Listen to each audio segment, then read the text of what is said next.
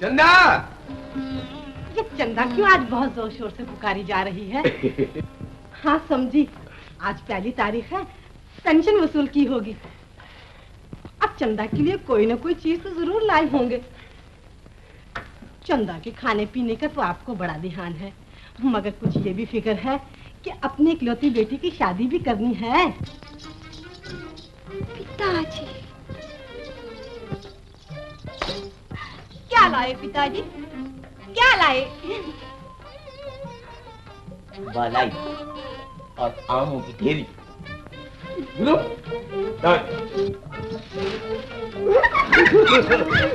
कहाँ चली?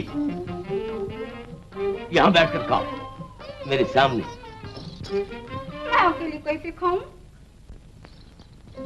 आज हमारे घर में महल्ले भर की लड़कियां जमा हैं। बुढ़िया बुड्ढे की शादी थी। बुढ़िया बुड्ढे की शादी? हाँ। पगली, अभी तक तेरा ध्यान खेल कूद से नहीं हटता? चंदा की माँ? नहीं। अच्छा, अब आप अपनी तस्वीर को डोगर बढ़ाइए। चलिए चलिए चलिए।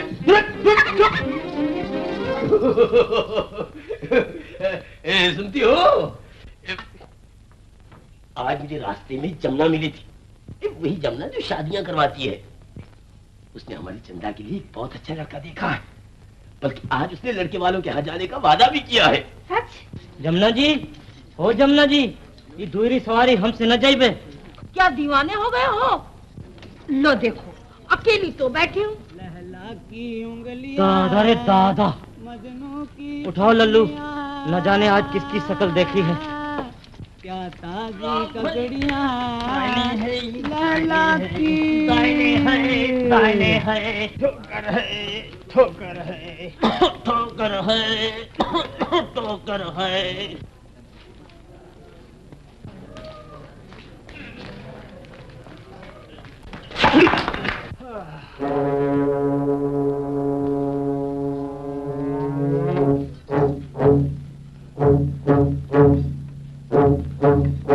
जमुना जी, कौन सी चक्की का पिसा आटा खावत हो? पूछते हो मुर्दो, एक वक्त तो खाना खाती हूँ। उस पर ये हाल है तो भगवान भले करे। वकील साहब, अजी वकील साहब। जमुना,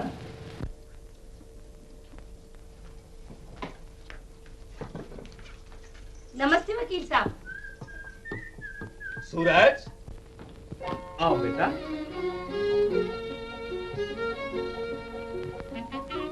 जाओ बेटा, जाओ।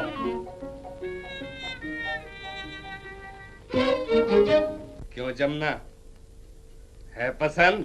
अजी वकील साहब। हाँ जमुना, जैसा हमारा भोला भाला लड़का है वैसे ही कोई खानदानी अमीर खूबसूरत लड़की बताओ। एक लड़की मेरे ध्यान में है, लेकिन बड़े मुंह है वकील साहब उन लोगों के, और होना भी चाहिए। बड़ा खानदान, बड़ा नाम, पेंशन, इज्जत, शान, मकान, सब कुछ तो भगवान ने दिया है। अपने ही शहर में है? जी हाँ, शायद आप जानते ही होंगे, रिसालदार साहब के बेटे ठाकुर साहब मशहूर हैं। हाँ हाँ हाँ, ठाकुरगंज में रहते हैं। वो तो बादशाही पेंशन भी पाते हैं। क्या उन्हीं की लड़की है? हाँ वकील साहब, लड़की का नाम है चंदा। नाम ही नहीं, असली चांद है वकील साहब। ये उसी की चेहरे की परछाई है जो आसमान का चांद बन गई है। नाम भी खूब है। दुल्हन का नाम चंदा और दूल्हा का नाम सूरज। क्या खूब जोड़ी होगी।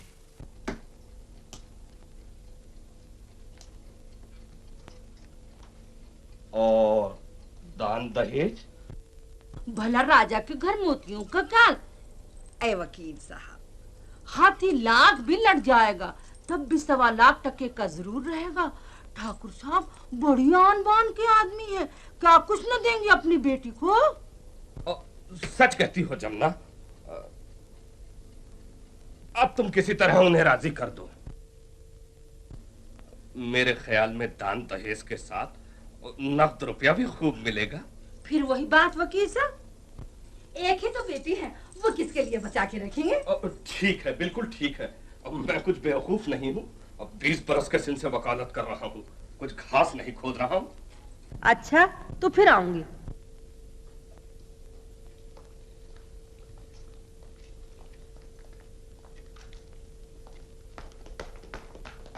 सूरज, इधर आ।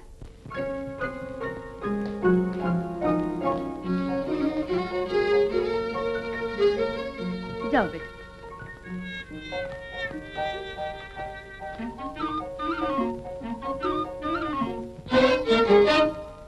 क्यों, है पसंद? दीदी, लड़का भी आपका और लड़की भी आपकी। आपको पूछने की क्या जरूरत? जब जी चाहे लीला का हाथ पकड़िए और सूरज के हाथ में दे दीजिए। बेशक तुम मेरी मुंह बोली बहन हो, मगर तुम्हारी राय लेना बहुत जरूरी है। शायद तुम्हें मेरा लड़का नापसंद हो। वाह दीदी वाह, सूरज जैसा नेक दामाद तो भगवान सबको दे। अलबत्ता बहनोई जी से पूछ लीजिए, वो ठहरे वकील साहब, शायद किसी जज या बैरिस्टर की लड़की से शादी करे। मैं अभी जाकर उनसे पूछती हूँ।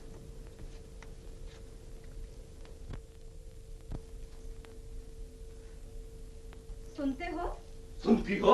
अभी जमुना आई थी, अपने सूरज के लिए उसने ऐसी लड़की ठहराई है कि भाई वाह वाह वाह वाह वाह वाह। जब पड़ोस में देखी भाली समझी बूझी लड़की मौजूद है तो दूर क्यों जाए? सूरज की माँ, ऐसी लड़की मिलना मुश्किल है। इतना दान दहेज और रुपया मिलेगा कि आपका घर भर जाएगा। हमें किस चीज की कमी है? लड़की की सूरत परी है, परी। बहू को नुमाइश में भेजोगे? मेरे तो सिर्फ एक ही बेटा है, कुछ 2-4 नहीं। जहां तक हो सकेगा अच्छी से अच्छी जगह शादी करूंगा। तो फिर मुझसे क्यों पूछते हो? कर क्यों नहीं लेते? बेटे के हकदार तुम, मैं कौन?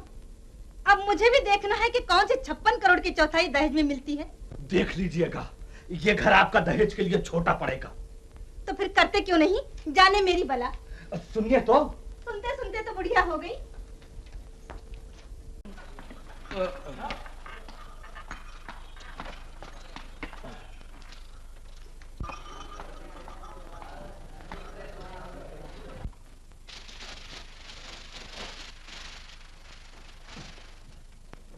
नमस्ते ठाकुर साहब।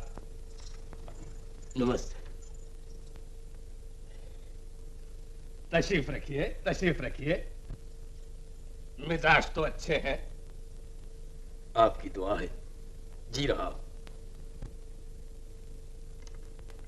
वकील साहब, दुनिया के रस्म रिवाज के मुताबिक आपकी सेवा में एक दासी भेंट देना चाहता हूं।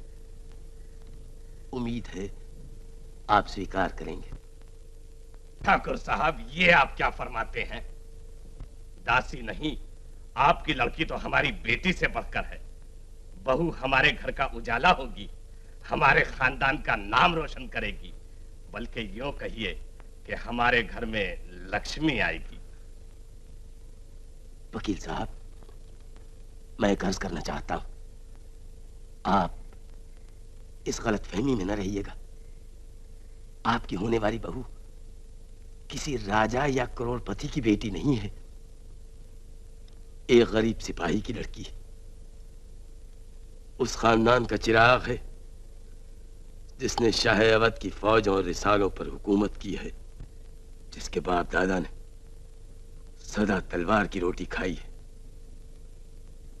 वो मैके से हीरे और मोतियों का दान दहेज लेकर नहीं आएगी, सिर्फ खानदानी इज्जत, धर्म और सुगड़ापा लेकर आएगी। वजह है ठाकुर साहब, आपको और आपके खानदान को कौन नहीं जानता है। मुझे कुछ पूछना गछना नहीं। जिसने बेटी दे दी वो बचाकर क्या रखेगा? ठाकुर साहब, वो मकान। जी हाँ, मेरा है। हालांकि काल की चक्की ने हमें पीस डाला है, मगर बुजुर्गों की निशानी अभी तक बाकी है। क्यों नहीं, क्यों नहीं? आप ही चंद आदमी तो शहर की नाक है। बस मुझे सब मंजूर है।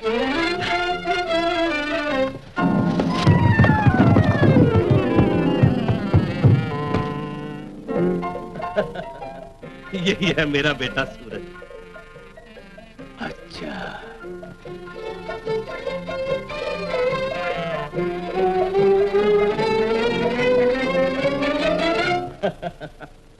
अच्छा ठाकुर साहब, मुहूर्त दिखलाइए, मैं तैयार हूं। और जो कुछ पूछना और तय करना चाहते हो अभी कर लीजिए। मैं सफाई को बहुत पसंद करता हूं, इसीलिए जरा बदमिजाज मशहूर हूं। ठाकुर साहब, कैसी बातें कर रहे हैं आप? मैं भी तो यहीं का रहने वाला हूं। 20 बरस के सिन से वकालत कर रहा हूं। कुछ आपने तो पान भी नहीं खाए। समझी साहब, जलपान की सेवा करना तो अब हमारा फर्ज हो गया है।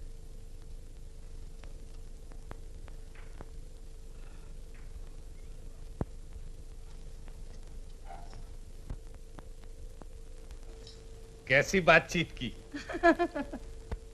हाँ जमुना, ठाकुर साहब ने दान दहेज और रुपए का कुछ जिक्र नहीं किया। ऐ वकील साहब, आप अपना दिल छोटा न कीजिएगा। हर लड़की का बाप यही कहता है, और क्या कुछ दान दहेज में नहीं देता। बेशक बेशक, ठीक है।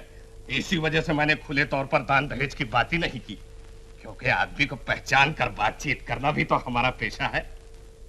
30 बरस के सिन से वकालत कर रहा हूँ, कुछ घास नहीं खोद रहा हूँ। उनसे कह देना कि शादी की तैयारी करें। नमस्ते। जल्दी ले जा। अरे गुरु, ओ गुरु!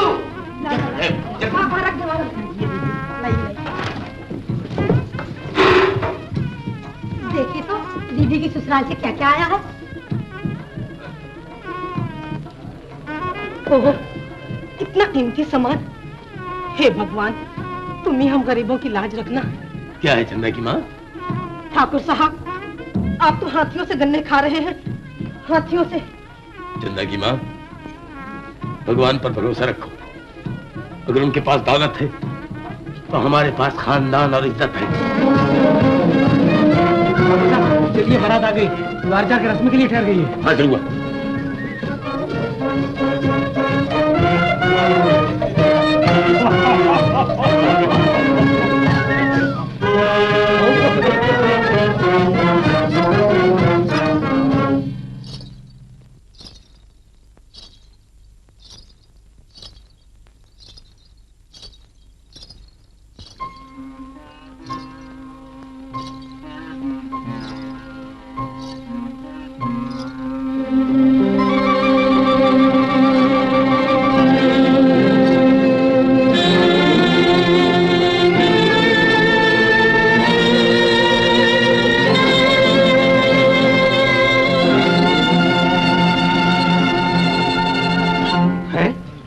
इतना ही दहेज और नकद रुपया कुछ नहीं? क्यों री जमुना, तू तो बहुत टींगे मारती थी। मैं क्या मुंह दिखाऊंगा इतना था दहेज ले जाकर सूरज की मां को? हरगिज नहीं।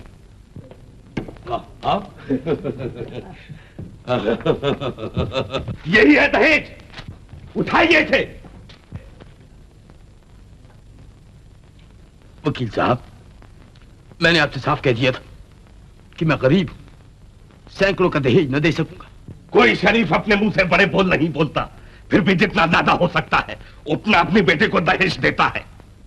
मुझे गरीब से भी जो कुछ हो सका भेंट कर रहा हूं। क्या बारात के सामने मुझे बेइज्जत करना चाहते हैं आप? वकील साहब, ये मुसीबत तो हिंदुस्तान के हर घर में है।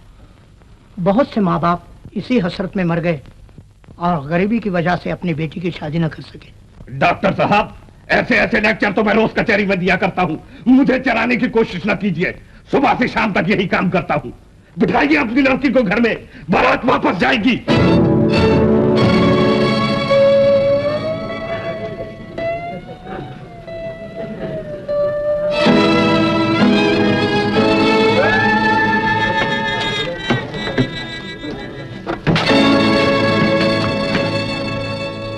कहते हैं कि बारात वापस ले चलो। बारात वापस जाएगी, बारात वापस जाएगी, बारात वापस जाएगी, बारात वापस जाएगी। शांति क्या रखिए, मैं कहता हूँ सबको ले चलो और बारात वापस लेके चलो। बारात वापस जाएगी। लालची सास ससुरो, एक बाप अपने दिल का टुकड़ा रस्म और रिवाज के दो बोलों पर यकीन करके तुम्हें सौंप रहा है। एक बाप अपने घर की रोशनी बुझाकर तुम्हारे घर में उजाला कर रहा है और तुम्हारा पेट नहीं भरता। जाओ जाओ, बारात वापस ले जाओ। चंदा, चंदा घबराओ नहीं, किस्मत पर भरोसा रखो। ना रो बेटी, ना रो। चंदा रो रही है तो उससे जाकर कह दो मर जाओ। डॉक्टर साहब, अगर मुझे ये मालूम होता कि लड़की की जवानी माँ बाप की बेइज्जती बनकर आएगी तो पैदा होते ही चंदा का गला घोट डालता। ठाकुर साहब, ये गुस्से का बर्तन है।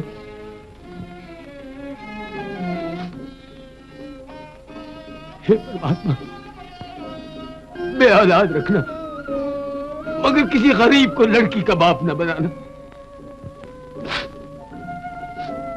ठाकुर साहब, ये आप क्या कह रहे हैं? लड़के की जिंदगी बर्बाद हो जाएगी। चलिए वकील साहब को समझाएं। ये निमो मेरे मुंह पर थप्पड़ मारे और मैं कदमों पर टोपी रखूं, ये तो हरगिज नहीं हो सकता। ठाकुर साहब, कुत्ता इंसान को काट खाता है मगर इंसान कुत्ते को नहीं काटता। बेटी वाले को हर तरह दबना ही पड़ता है। मैं जाकर उनको समझाता हूँ।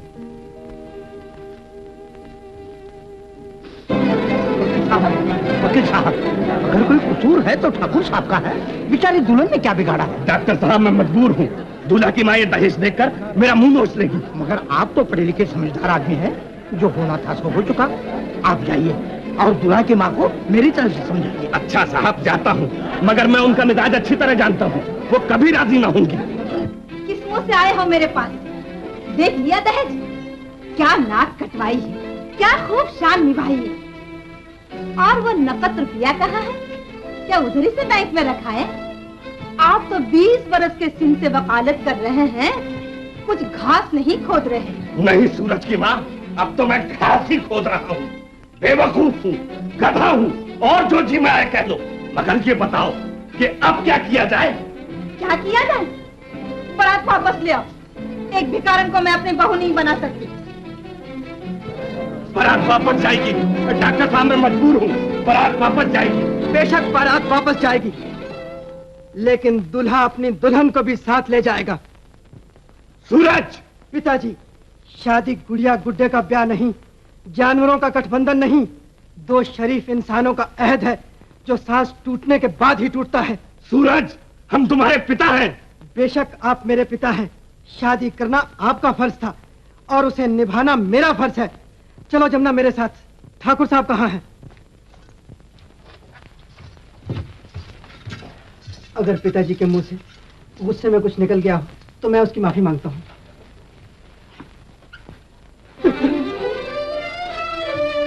जाइए ठाकुर साहब, दुल्हन को जल्दी से विदा कीजिए।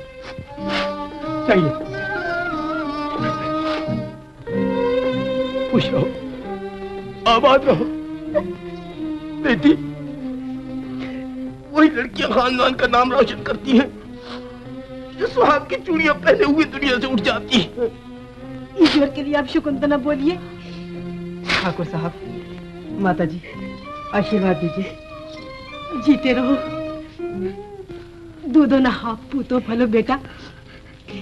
हम गरीबों के पास देने को तो कुछ नहीं, अलबत्ता ये लड़की है जिसका हाथ आसमान पर भगवान और जमीन पर तुम्हारे हाथ में देती हूँ। माता जी आप इत्मीनान रखिए, शरीफ जिसका हाथ पकड़ते हैं उसे जिंदगी भर नहीं छोड़ते।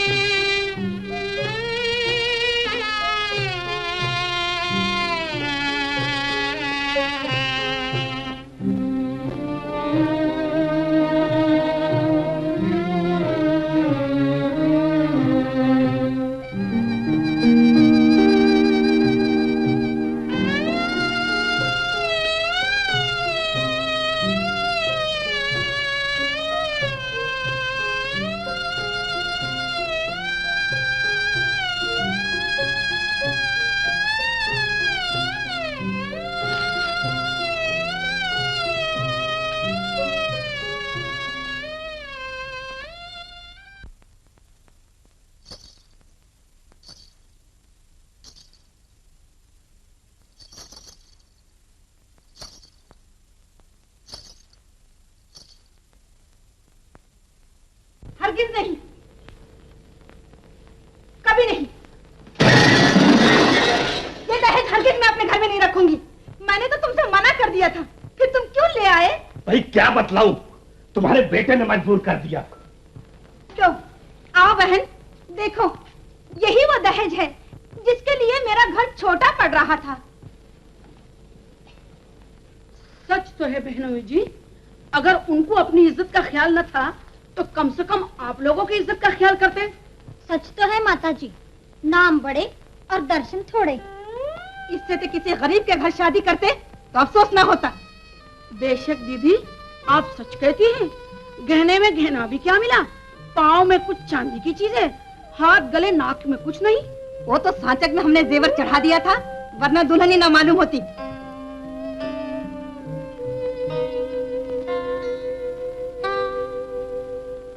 झगड़ा मचा बनी को ले आया, हरियाला बना ले आया, हरियाला बना। और मेरे लिए क्या हुक्म है? आग लगे तेरे हुक्म को, चली जा अभी, निकल जा मेरे घर से। क्या दुल्हन में कोई फी है? फी नहीं, टी है। तू तो कहती थी ये मिलेगा वो मिलेगा, वो सब कहाँ चला गया? चल निकल यहाँ से, चल चल यहाँ से।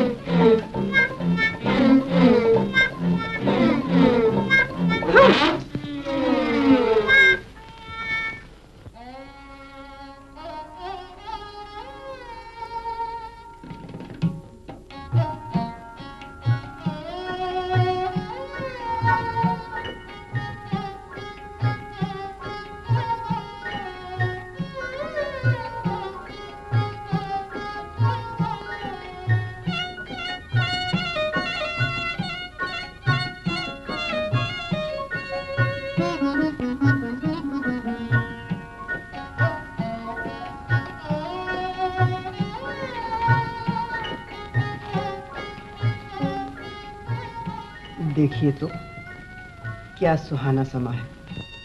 जी हाँ, बेचारे बादल किसी को ढूंढ रहे हैं। ढूंढने वाला ही तो पाता है, जैसे मैं तुम्हें पा गया। हैं? ये हाथ में क्या हुआ, जल कैसे गया, ये तो मैं पूछना ही भूल गया। अब भी पूछा तो मेहरबानी की। ये कॉलेज के लड़के बड़े शरीर होते हैं। ऐसा गेंद फेंका कि खौलती हुई कढ़ाई में गिर पड़ा। मैंने और दीदी ने खूब कोसने दिए, मगर हसीनों के कोसने तो दुआएं बन जाते हैं, लेकिन जितने कॉलेज के लड़के शरीर होते हैं उतने ही लड़कियां भी शरीर होती हैं। एक दिन मेरा फुटबॉल एक लड़की के घर में गिर पड़ा।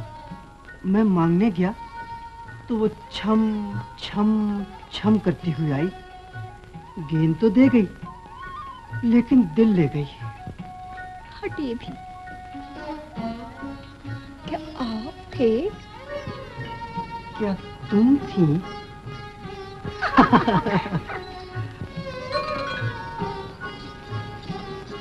तुम मेरे पास से जाना क्यों चाहती हो? इसलिए कहीं प्रेम की आग में जलकर राख न हो जाऊं। अच्छा जी।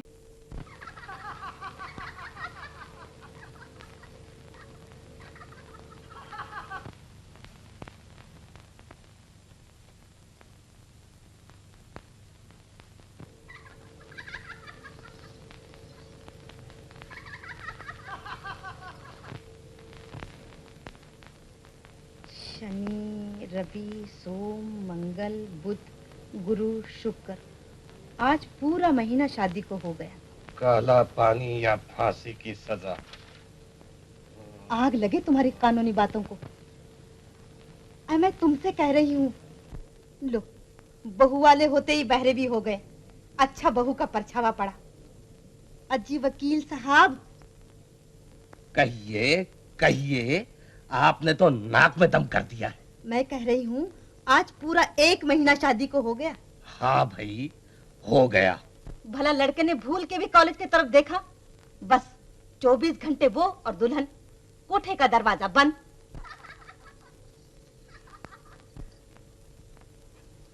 आज सुनते हो, कहीं बहू ने मेरे बच्चे पे जादू तो नहीं कर दिया? जादू तो नहीं, बहू पर तुम्हारा परछावा पड़ा है। मेरा? हाँ, तुम्हारा। अब तुम्हें काहे को याद होगा, जब हमारी शादी 1 अप्रैल सन 1920 ईस्वी में हुई थी, तो तुमने भी मुझे 1 अप्रैल सन 1921 ईस्वी तक कॉलेज नहीं जाने दिया था। मगर ये तो बहुत बुरा है। लड़के का पढ़ना लिखना सब छूट जाएगा, इम्तिहान भी करीब है। कुछ तो करना चाहिए। कुछ नहीं हो सकता।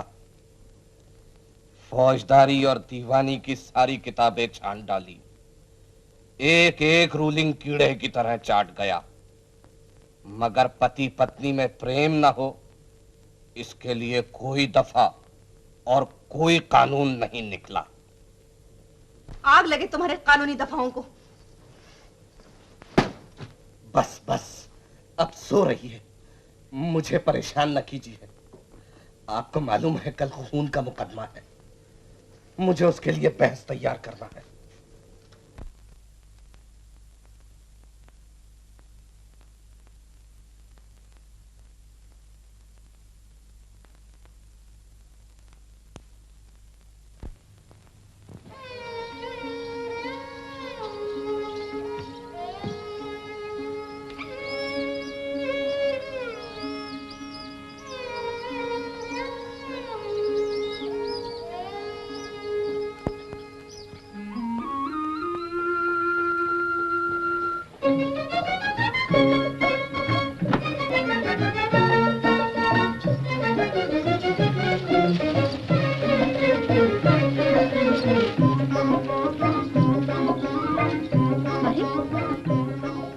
शेर लिखे हुए हैं।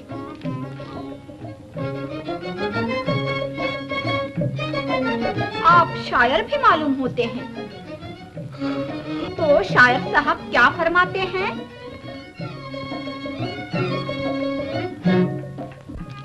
कागज की नाव कब तक चलेगी।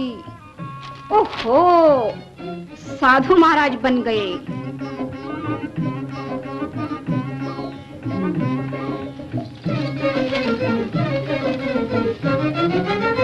दो दिन बहार फूल तो दिखला के रह गए। फूल होते ही हैं बेवफा। वाह जी मेरे अलल टप्पू शायर, वाह।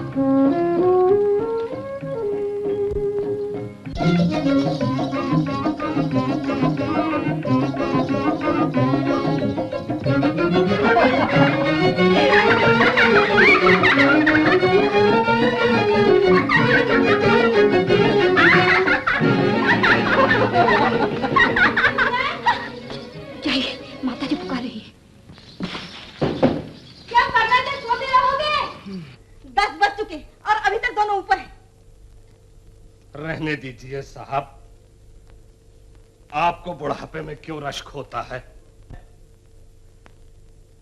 तुमने तो मुझे पागल समझ रखा है। घर में क्या हो रहा है आंख उठाकर भी नहीं देखते। मैं घर को देखूं या कचहरी को? तुमने तो नाक में दम कर दिया है। हर वक्त कुछ ना कुछ झगड़ा। मैं कुछ नहीं देखता, कुछ नहीं जानता।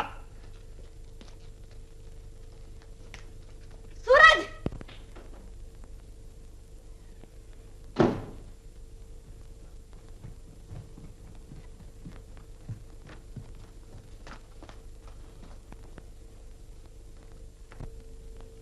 ओ, आज ब्लड प्रेशर तो बहुत ज्यादा है। आपको रेस्ट की जरूरत है, आप आराम कीजिए। लेकिन डॉक्टर, आज तो मुझे बहस करना है।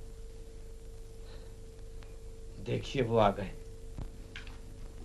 मैं आपको बिल्कुल इजाजत नहीं दे सकता हूँ। सुनिए साहब, वकील साहब की तबीयत यकायक खराब हो गई है, आप इनको आराम करने दीजिए।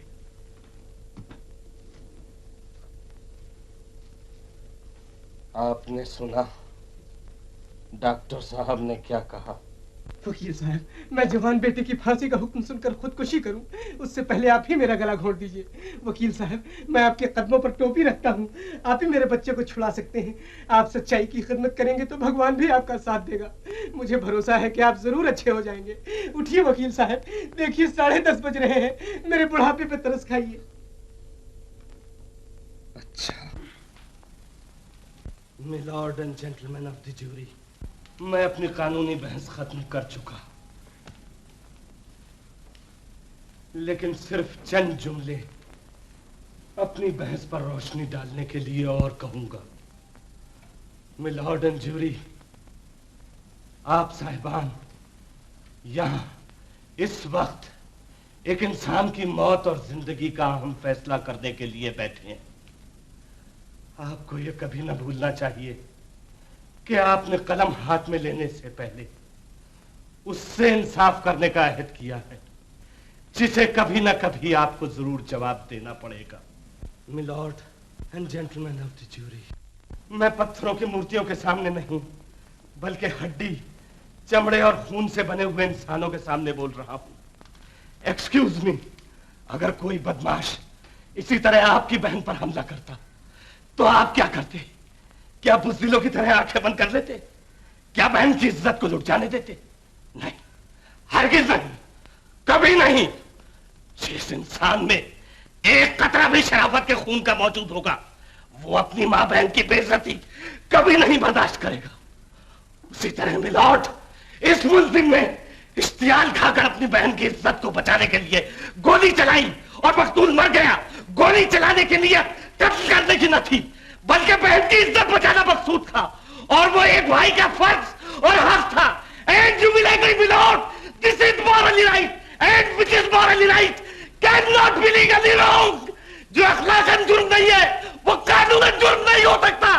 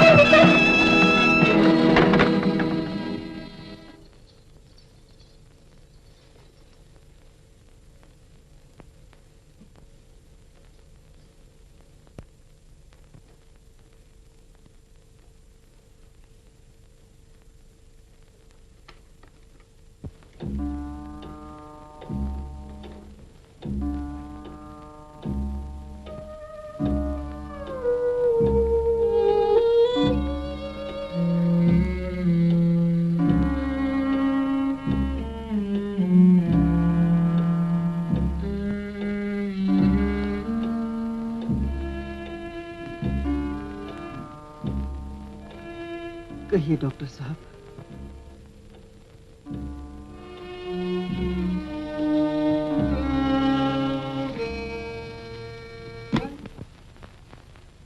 इनको पैरालिसिस का गहरा अटैक हुआ है। तो फिर क्या किया जाए? जब दवा से काम नहीं चलता तो दुआ से काम लिया जाता है।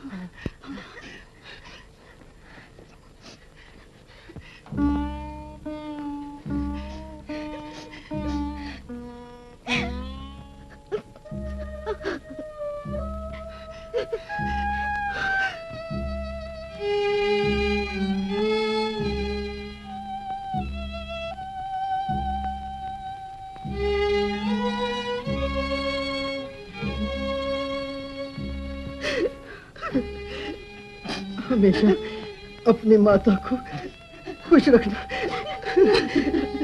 उनका हुक्म मानना पिताजी।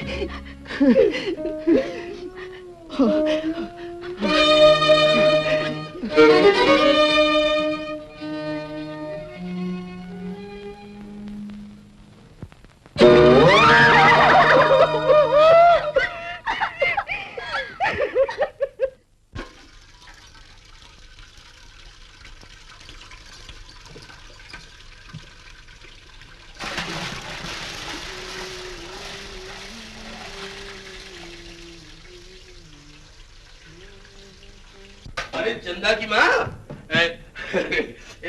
आज जन्माष्टमी, रात को व्रत खोला जाएगा। तुमने चंदा के ससुराल की मिठाई उठाई भेजने का इंतजाम किया है? जी हाँ, सब सामान तैयार है, लाडू लिए जा रहे हैं। अच्छा अच्छा अच्छा अच्छा। हाँ देख, वो बेसनी लड्डू भी भिजवा रही है ना, वो चंदा को बहुत भाते। जी हाँ, जा लाडू जल्दी ले जाओ।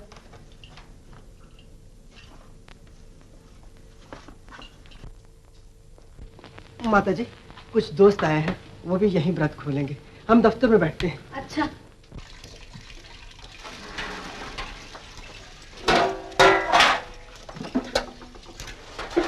आपके समधन ने ये भेजा है। बहुरानी गिर पड़ी, बहुरानी गिर पड़ी। तो कौन सा आसमान फट पड़ा? जो दौड़ कर चलेगा वही गिरेगा।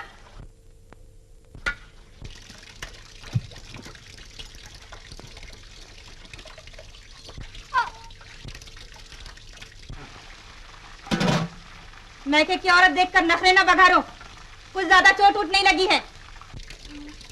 पाँव फिसल गया है बिटिया का, पानी भरने की तो आदत नहीं है। हाँ हाँ, कैसे आदत होगी? आए होश की दवा कर, दहेज देखकर सब कच्चा चिट्ठा मालूम हो गया। इनके माँ बाप को ऐसा ही बिटिया का ख्याल था तो 2-1 नौकर भेज दिए होते दहेज में।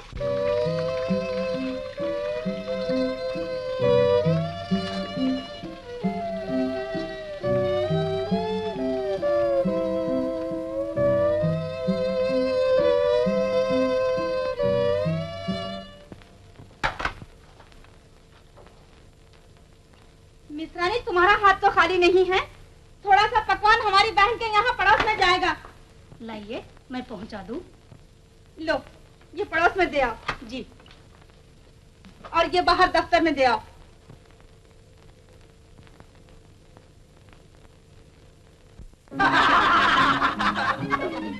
अरे यार, हंसते रहोगे या कुछ खाओगे भी? देखो तकल्लुफ ना करो।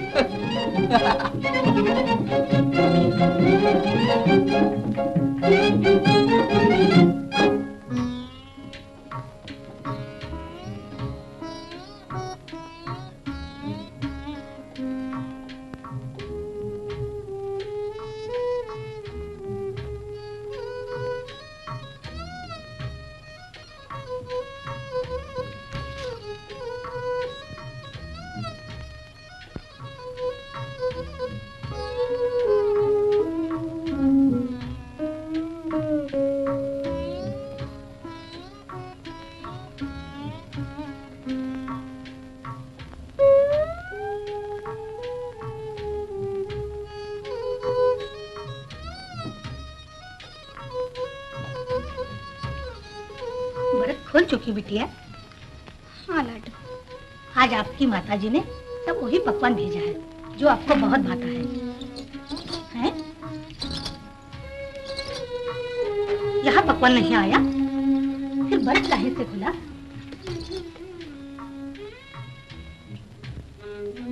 तुलसी के पत्ते से व्रत खोला, ये अंधेर, ये अलग से तो डट कर खाएं। और तुम तुलसी के पत्ते से व्रत खोलो। मैं अभी जाकर पूछती हूँ। नहीं लाडो, तुम्हें मेरी कसम, बात का बतंग न बनाओ। हमारे माता पिता हमें बहुत कुछ खिला चुके हैं।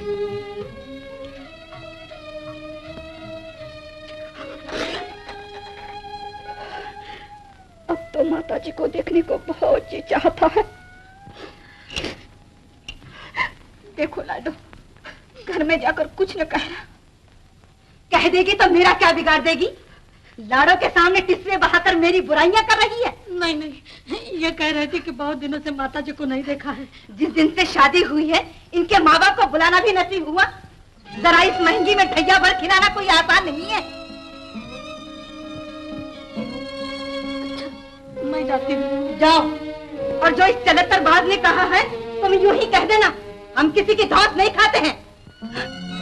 बस रोना बंद कर। ज्यादा नखरे बढ़ाएगी तो अभी डोली मंगाकर सड़क पर भिजवा दूंगी।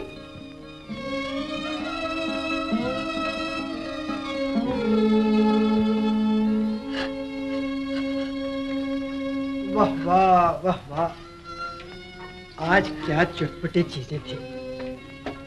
हैं? ये आंसू कैसे? हाँ, मिर्चें लग रही हैं। दाल मोठ में मिर्चें जरा तेज थी ना? जी हाँ। भाई, बेसनी लड्डू जो तुम्हारे घर से आए थे वो तो बहुत ही अच्छे थे, और कचौरियों की तो तारीफ नहीं हो सकती। और हमारे यहाँ की इमरतियाँ कुछ अच्छी नहीं थी ना? नहीं, वो बड़ी अच्छी थी।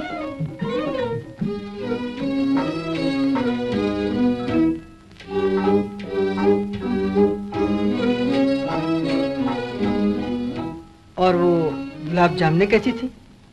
वो तो बहुत अच्छी थी। झूठ, बिल्कुल झूठ। गुलाब जामुने तो थी ही नहीं।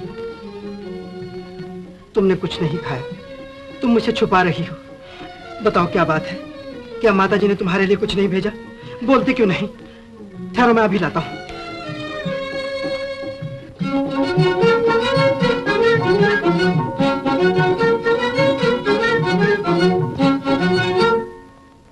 ओहो, अब ये दिन आ गया कि पति पत्नी के लिए थाल लिए जा रहा है।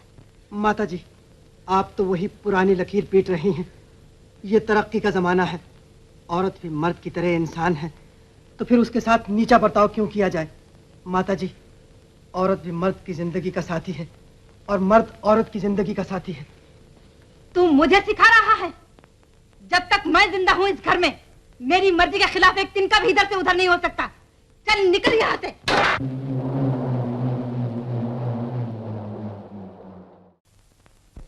न मुझे जब इनकार था न अब है। खाली इतना कहना है कि अगर कल फिर सास बहू में मेल हो गया तो मेरी लड़की सोतापे में जलकर मर जाएगी। मैं बेवकूफ थोड़ी हूँ।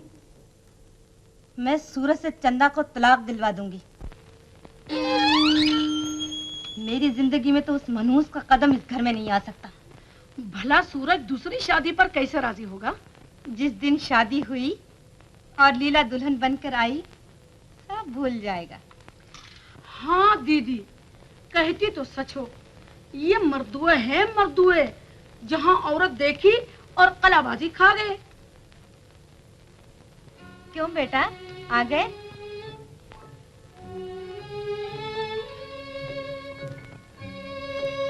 आओ, मैं अपने पास बुला रही हूँ।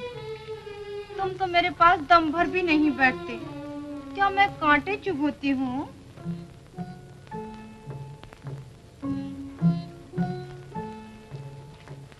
कहिए। मैं पूछती हूँ, तुमने खाना पीना जो छोड़ रखा है, तो क्या उस मनहूस के पीछे अपनी जान दोगे? बस, अब मैं तुम्हारी दूसरी शादी कर रही हूँ। पहली शादी से कौन सा सुख नसीब हुआ है माता जी, जो दूसरी से होगा?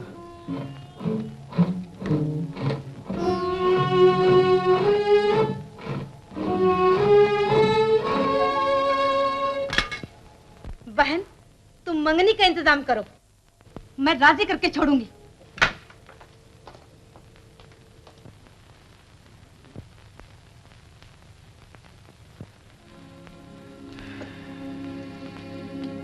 फिर वही ठंडी सांस, फिर उसी कन्मुई का ख्याल। आज अगर तुम्हारे पिता जिंदा होते तो भला तुम कुछ कह सकते थे? माता जी बस सूरज, तुम्हें मेरी कसम, कुछ हाँ न करना। मैं मंगनी का इंतजाम कर रही हूँ। माता जी मेरा दम निकला जा रहा है, ईश्वर के लिए मुझ पर दया कीजिए। बस दो ही बातें हैं, लीला से शादी करो या मेरा गला घोट दो। बोलो क्या चाहते हो? न साल न 2 वर्ष, इतनी जल्दी उनकी वसीयत का ख्याल जाता रहा। उनसे आखिरी वक्त जो कसम खाई थी बिल्कुल भूल गए। अभी तो तुम्हारे स्वर्गवासी पिता की जली हुई राख का निशान भी न मिटा होगा। माता जी मैं पागल हो रहा हूँ, जो जी में आ कीजिए। भाई जाऊं मेरे लाल के, तेरी आला बला लेकर मर जाऊं। अरे बहन, बहन, अरे बहन, तुम्हें मुबारक हो। लो सूरज ने हाँ कह दी, सूरज ने हाँ कह दी।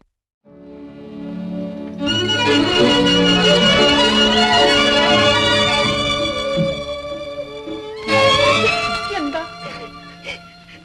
तीन दुश्मनों को कुछ हो गया तो हमें मरते वक्त कोई पानी देने वाला भी न रहेगा। रोने बेटी, जी भर कर रोने।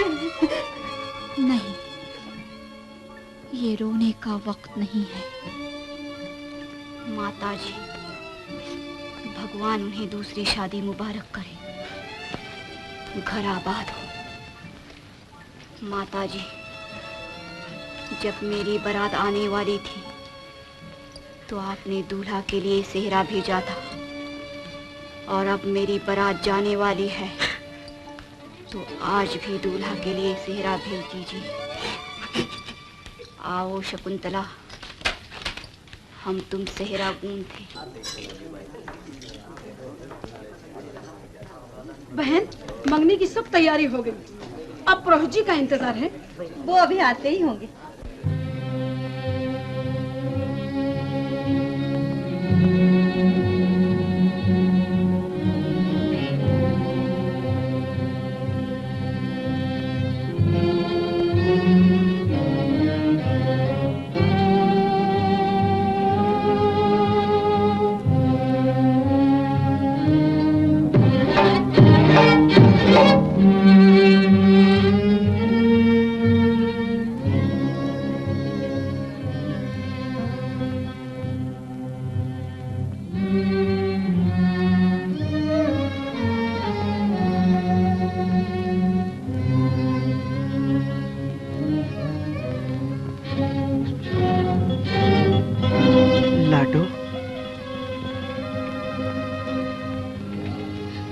चंदा तो अच्छी है लाडो। जी हाँ, बिटिया ने आपको शादी की मुबारकबाद कहला भेजी है और ये सेहरा भेजा, अब बांध लीजिए।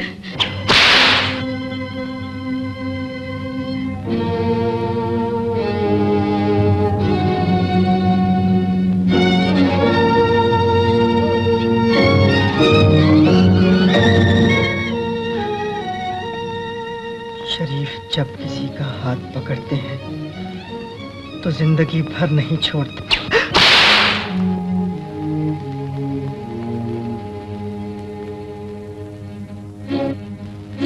ये सेहरा नहीं, मेरे लिए खूंसा है। ये फूल नहीं, पत्थर है। ये सेहरे की लड़ियां नहीं, सफेद सांप है जो मुझे डसने आए हैं। ये शादी नहीं, मेरी बर्बादी है, मेरी बर्बादी है।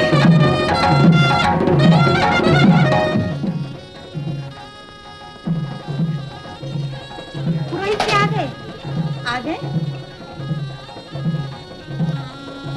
सूरज, नीचे आओ।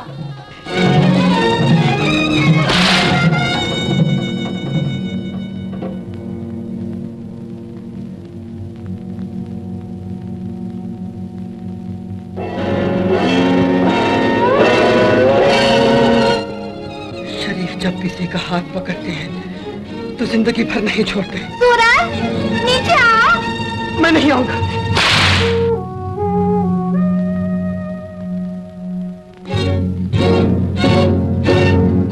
हमेशा अपनी माता को खुश रखना, उनका हुक्म मानना। पिताजी, शरीफ जब किसी का हाथ पकड़ते हैं तो जिंदगी भर नहीं छोड़ते। सूरज, तुम नहीं आओगे? क्या मैं ऊपर आऊं?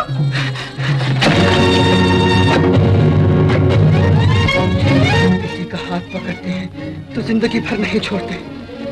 हमेशा अपनी माता को खुश रखना, उनका हुक्म मानना।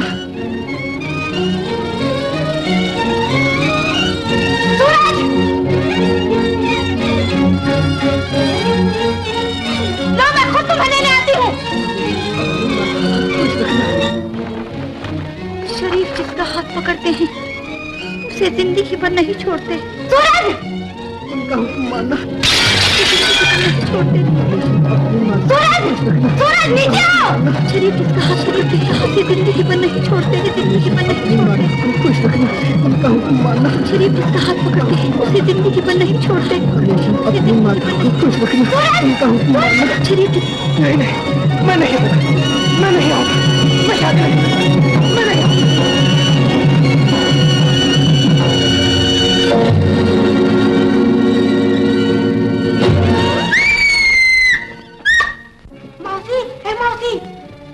सूरज बेनोई जी सीढ़ी पर से गिर पड़े, हालत खराब है, डॉक्टर साहब को बुलाया है।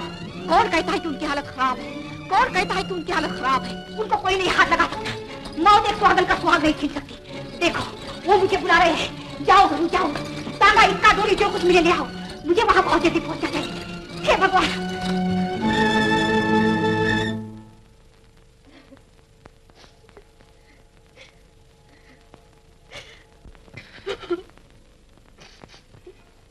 देखिए, इन्हें बिल्कुल आराम करने दीजिए। खून बहुत ज्यादा निकल गया है। इसी तरह बार बार बेहोशी के दौरे पड़ेंगे। घबराइएगा। अच्छा तो हो जाएगा मेरा लाल।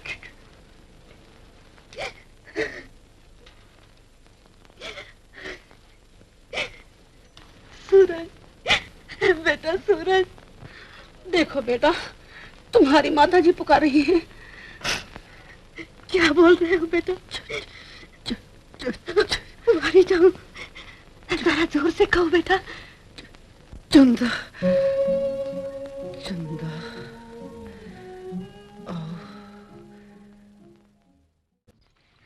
हे भगवान दया करना, मेरा सुहाग न छीनना, जरा जल्दी चलना कहा।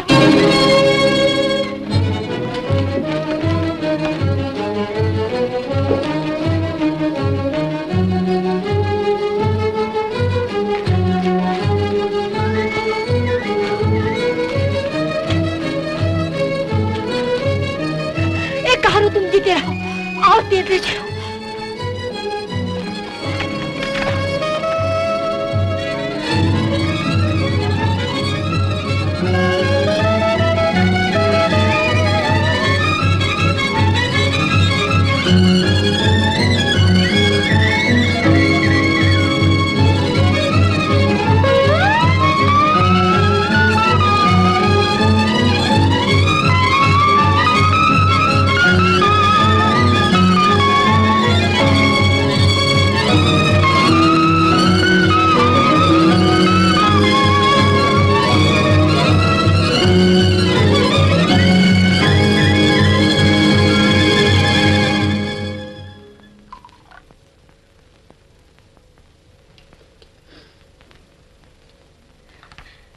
आंखें खोलो बेटा, ये दवा पी लो।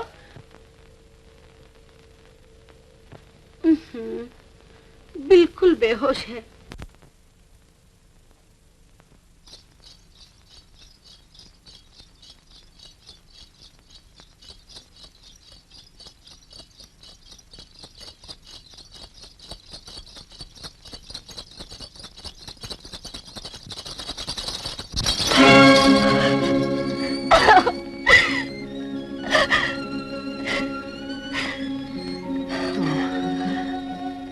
चंदा जिया, रो नहीं, तुम आ गई तो मैं बिल्कुल अच्छा हो जाऊंगा। ये मेरी बदनसीबी है कि तुम्हारी कदर ना कर सका। नहीं, ये तो मेरी बदनसीबी थी कि आपकी सेवा न कर सकी। आप तकलीफ न कीजिए, ये मेरा काम है।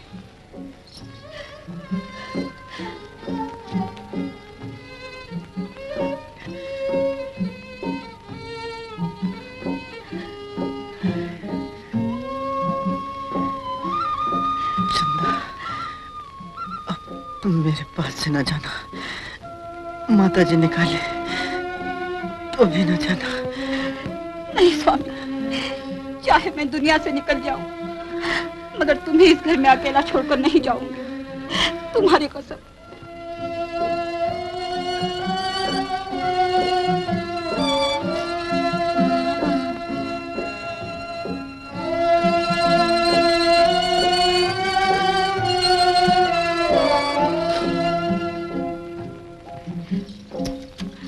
बिछौना कितना मैला हो रहा है, बदल दो। और कपड़े भी तो मैले हैं। होने दो, दिल तो उजला है, वहां उजला और मैला, सोना या पीतल नहीं पूछा जाता, कर्म पूछे जाते हैं।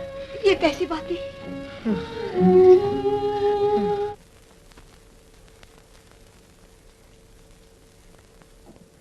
इस कलमुई को किसने आने दिया? कौन रोकता? रिसालदार साहब की बेटी है। रहने भी दो, काहे के रिसालदार? इनके बाप दादा बादशाह को हुक्का पिलाते होंगे, उन्होंने खुश होकर रिसालदार का खिताब दे दिया होगा। हाँ दीदी, ऐसे बेहया का नाक कटवा दी और पूरा दहेज भी ना दे सके। तू है। अजी लोग तो उधार लेकर दहेज देते हैं। हाँ दीदी, मगर जिन्हें दुनिया की शर्म होती है। ऐसे बेशर्म की लड़की हरगिज मेरे घर में नहीं रह सकती। देखती जाओ, मैं उसे निकाल कर ही रहूंगी।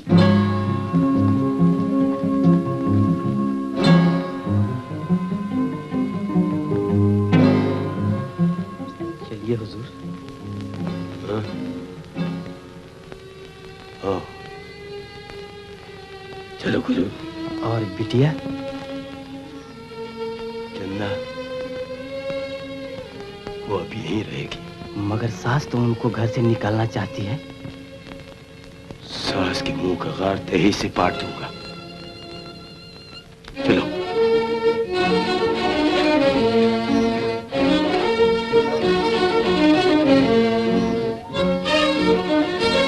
अच्छे तो है सूरज।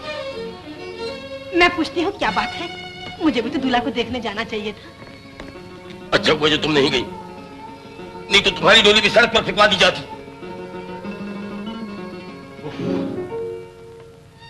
कितने खूंखार और लालची हैं ये लोग। अगर मुझे पहले से मालूम होता तो आज मेरी बेटी खून के आंसू न रोती। चाहे मैं दुनिया से निकल जाऊं, मगर तुम्हें इस घर में अकेला छोड़कर नहीं जाऊंगी, तुम्हारी कसम। ऐसे बेहया का नाक कटवा दी और पूरा दहेज भी ना दे सके। ऐसे बेशर्म की लड़की हरगिज मेरे घर में नहीं रह सकती। मैं उसे निकाल कर ही रहूंगी। नहीं, चंदा अब ससुराल में ही रहेगी। चंदा की मां, इधर आओ। बस आज ये मकान जो बुजुर्गों की निशानी है, पेंशन जो हमारे पेट भरने का सहारा है, सब बेच डालता हूं, सब बेच डालता हूं। और इतना दहेज दूंगा, इतना दहेज दूंगा कि सारी दुनिया पे ये कहना पड़ेगा कि गरीब अब तो इज्जत के लिए माल तो क्या जान पर भी खेल जाते।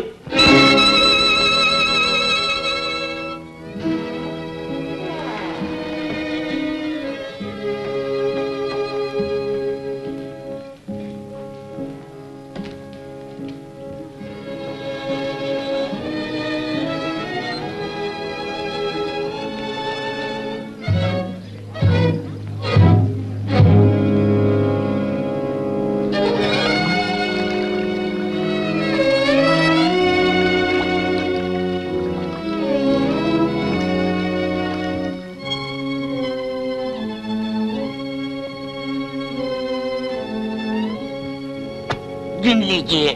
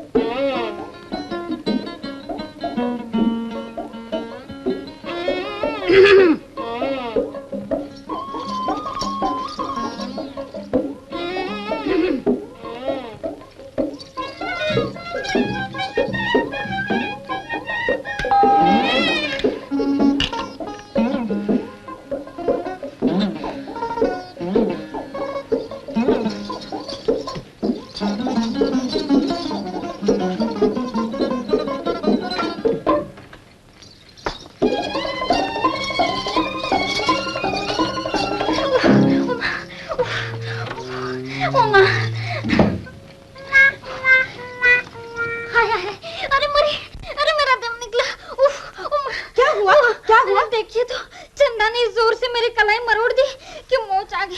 ओ माँ, उफ, अरे मरी। चलो माता जी, अब मैं यहाँ नहीं ठहरूंगी। इससे ज्यादा और क्या बेइज्जती हो सकती है जो इसने मुझे बाहर निकाल दिया। रो नहीं लीला, तुम्हें मेरी कसम है, मैं उस चुड़ैल को अभी घर से निकालती हूँ। मन्ना, डोली बुलाओ। जी। इसी वक्त मेरे घर से निकलो। आपका घर? माता जी, आपका घर जरूर है, लेकिन मेरा भी है। इस घर पर जितना आपका हक है, उतना ही मेरा भी है। बड़ी आई घरवाली, तू होती कौन है? कौन? आपकी बहू, आपके बेटे की पत्नी। निकल यहाँ से कमीनी। माता जी, जरा आहिस्ता बोली, अभी उनकी आंख लगी है। तुझे और सूरज से क्या मतलब? वो ही मतलब है जो धूप को सूरज से होता है, चांदनी को चांद से होता है। लेकिन तू अब सूरज के पास कभी नहीं जा सकती। मुझे अब उनके पास जाने से कोई ताकत नहीं रोक सकती। मैं अब यहाँ से कहाँ जाऊंगी? नरक में। एक ठोकर क्या? लीजिए माता जी, 2-4 ठोकरें और मार लीजिए कि आपकी कोई हसरत बाकी न रह जाए।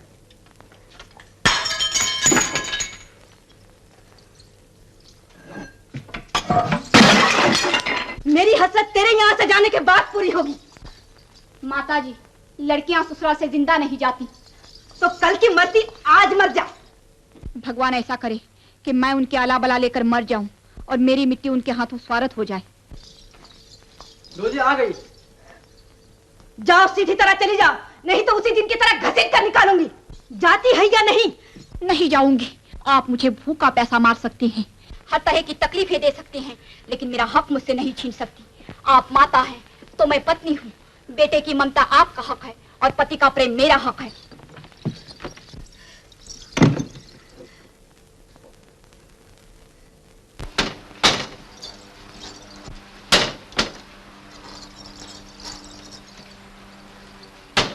हम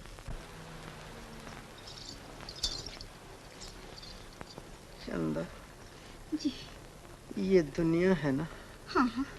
दुनिया हाँ। ये मिट जाने वाली है, फिर भी इंसान की आंखों पर लोभ के पर्दे पड़े हुए हैं। वो दौलत, हुकूमत, शान और घमंड के नशे में अंधा हो रहा है। वो ये नहीं सोचता कि हम एक कागज की नाव में सवार हैं जो मौत के एक थपेड़े में कभी न कभी डूब जाएगी।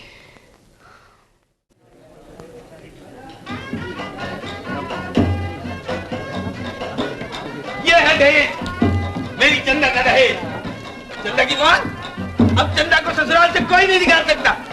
आओ आओ आओ, सब आओ।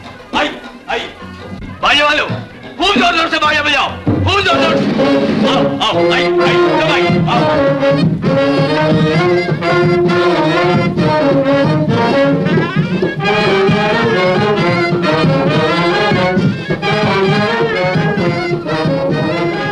भाई वाह, क्या दहेज है। इतनी महंगी में इतना दहेज। बेचारे ने अपनी हस्ती को मिटा दिया होगा। मकान बेचकर दहेज दिया है। वो देखो पलंग, और ये। वाह वाह, कोई चीज बाकी नहीं। देखो मैं कह देती हूँ, जरा सा भी रहम न खाना। चंदा चाहे कि ढीठ बनकर इस घर में रह जाए, तो ये हरगिज नहीं हो सकता। पकड़ कर, घसीट कर, जिस तरह भी हो सके डोली में बिठा दो। हाँ दीदी ठीक है।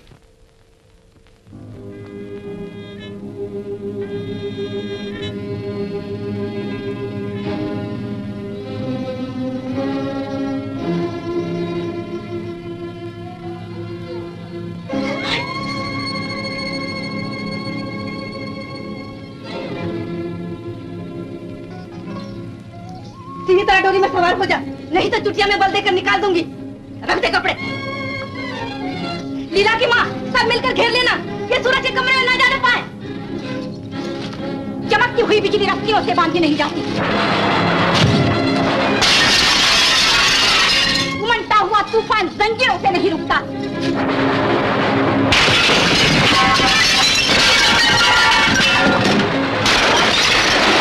हट जाओ, वरना भूखी शेरनी की तरह हमला करूंगी और एक एक को चबा जाऊंगी।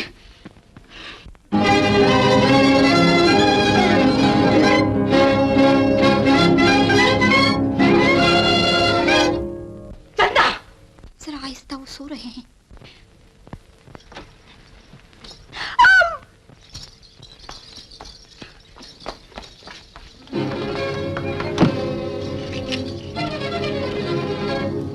मैं तुझे निकाल कर रहूंगी।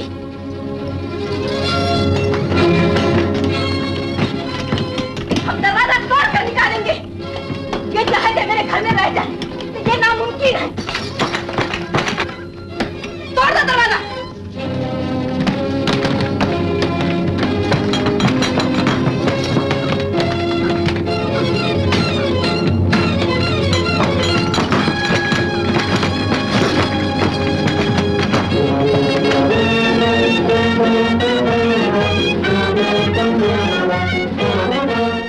देख तो, बच्चे का झूला भी है। भगवान मुराद पूरी करे।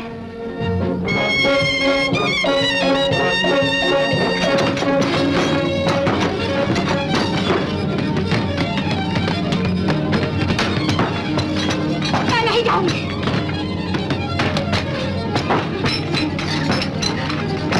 नहीं जाऊंगी।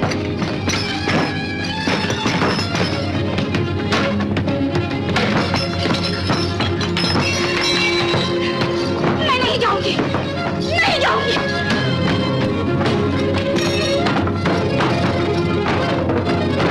मैं नहीं जाऊंगी। नहीं जाऊंगी। चंदा, चंदा।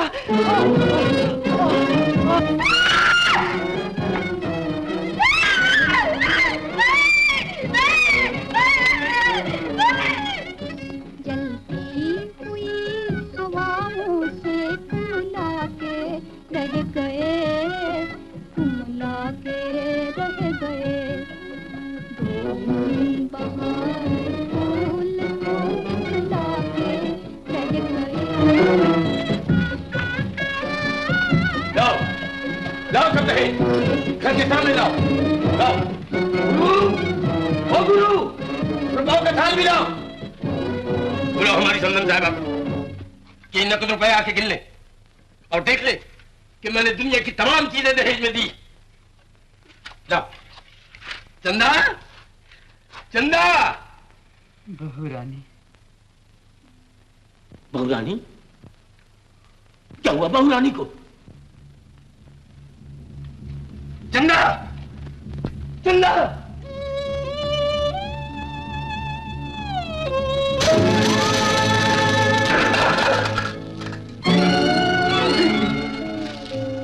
बेटी,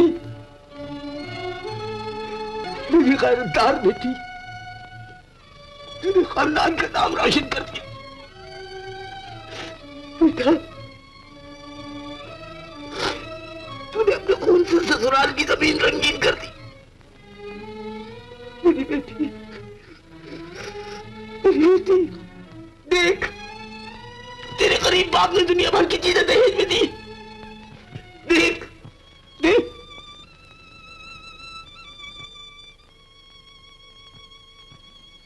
पिताजी,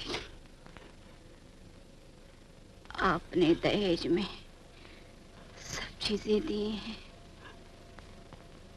लेकिन एक चीज तो देना भूल ही गए। वो क्या?